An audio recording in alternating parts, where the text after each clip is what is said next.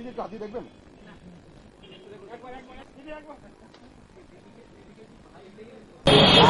আরে তুমি বুঝে যাবো না।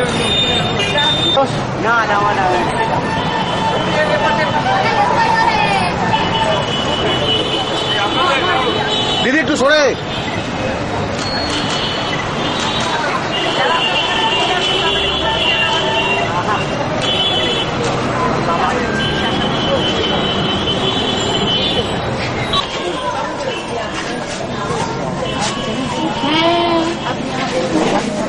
দিদি এখানটা একটু আসবেন, এদিকটা না এদিকটা।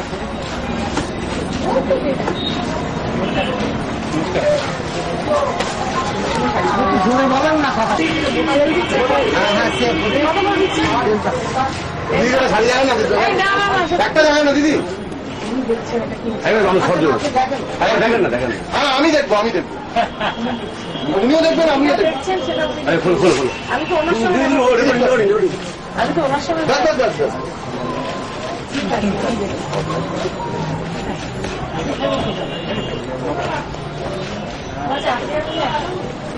আপনি কি নেন ওর মাঝে